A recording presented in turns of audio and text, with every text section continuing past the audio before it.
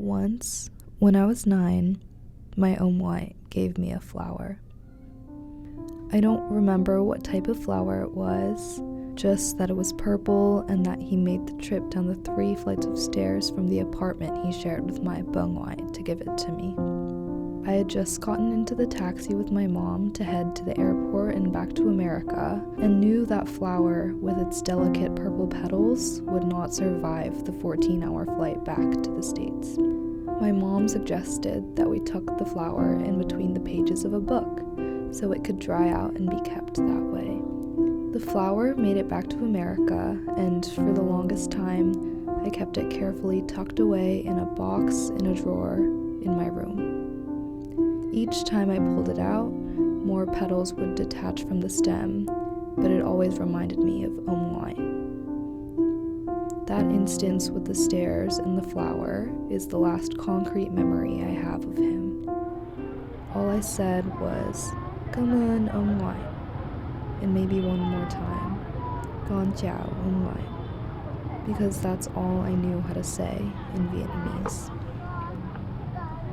My grandfather was a linguist. He spoke French and Russian fluently, English and German conversationally, and Cham, a Malayo-Polynesian language. I don't know if he thought of it this way, but how disappointing it is that he took the time to learn to communicate with people all over the world, while his granddaughter could only say thank you and goodbye in the language she inherited through her DNA.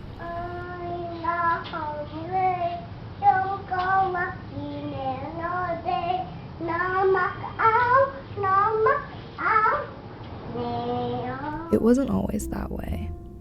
My relationship with White started out just like the flower he gave me. Nothing kept it from flourishing because I used to spend a month in Vietnam a year and could speak quite fluently.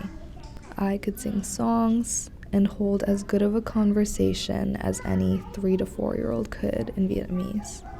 I used to sit and chat with him and White while he spoon-fed me, something I only remember from the pictures, and I used to help him tend to the plants he had outside of his apartment. No, answer the question. What are you doing?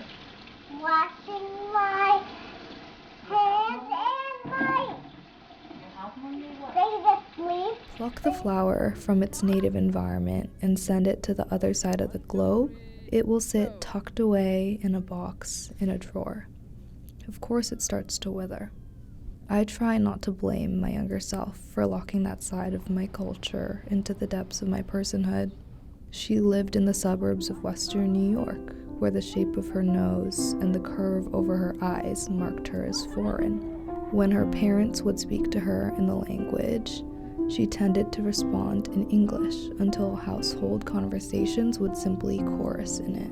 Her conversations with her grandparents gradually became "Con chào ông bà," "Come on," and when prompted by her parents, an occasional "Ông bà ngoại khỏe không?" I don't know where the flower is anymore, and my own white soul or consciousness no longer exists in a way I can comprehend. There were a couple years before he passed that I had the opportunity to visit him in the hospital. I never did. Maybe my reasoning was that I would have nothing to say to him because I couldn't hold a conversation. I don't really remember. One day, when my soul or consciousness reaches where his is, I think I know what I'll say.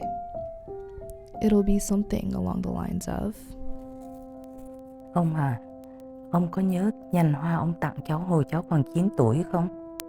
Cháu đã cất giữ nó cẩn thận trong một thời gian dài. Rồi không biết từ lúc nào cháu đã làm mất nó, và cháu không còn nhớ đó là loài hoa gì nữa. Bao lâu nay cháu vẫn tự hứa với mình là nếu một lúc nào đó cháu nhớ lại được tên loài hoa ông tặng, cháu sẽ trồng lại cả cây hoa đó, cũng như cháu sẽ tìm cách nói lại tiếng Việt thuần thục. Giờ ông cháu mình đã gặp lại nhau rồi.